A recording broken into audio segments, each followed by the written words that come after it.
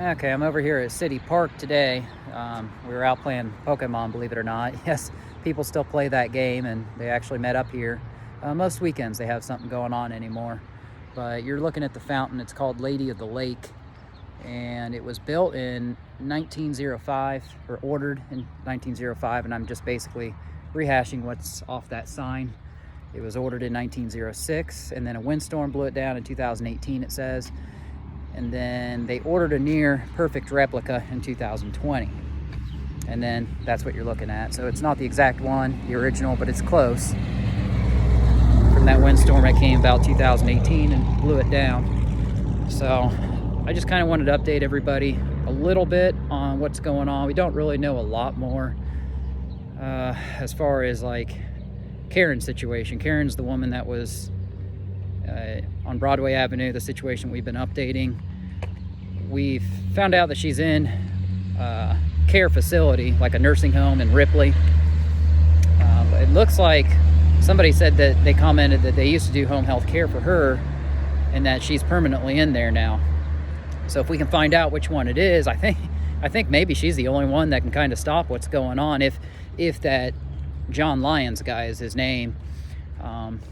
It seems like he just married her late in the game here in the last year, just so he could kind of have her possessions, and he's using that house, we're being told, possibly for prostitution ring, maybe. I don't know if that's true, but that's what people are saying.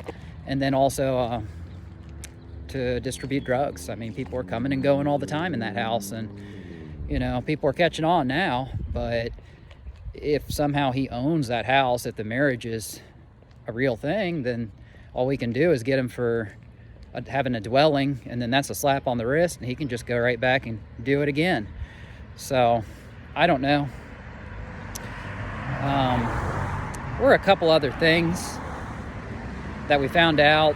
Oh gosh, I'm trying to rack my brain remembering what they are. It might be having to do with the Taylor Tibbs case. Okay, I know what it is now. Ryan Perkins. Sorry, my allergies are going. My eyes are puffy and watering. But Ryan Perkins, we did get an update on his arrest. So he's the one that was presumed to have been guilty for allegedly murdering Cindy Ball. Right, I believe, at the overtime, which is, I think that used to be it right there. Or no, I'm sorry, that's the locker room. I don't go to these bars, but yeah, it's the locker room. You guys can see it right there. The overtime's on Emerson. I should know that. He's the one that was presumed to have murdered her on a drunken confession when somebody recorded him secretly. Well, that's been turned into detectives, and why nothing has been done about it, I don't know. That happened years ago.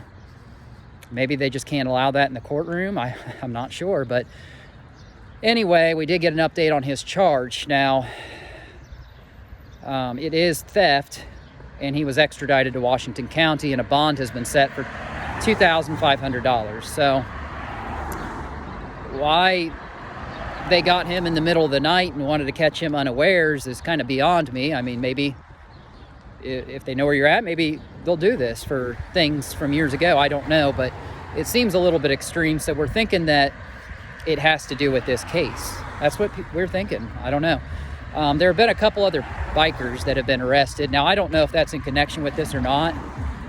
A lot of people are kind of scared and talking about that, and I don't even know what they've been arrested for, but people are kind of talking and wondering, have they been arrested in connection with all this? I don't know. It's possible. I mean, a lot of stuff's been going on all at once here, so who knows?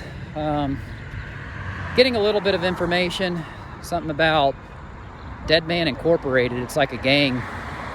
I don't know much about this yet. There's actually a show that's been done on this, and I'll try to dig on it a little bit for you. It's like it's a gang. It's apparently around the area. Some people used to be in it. They got out.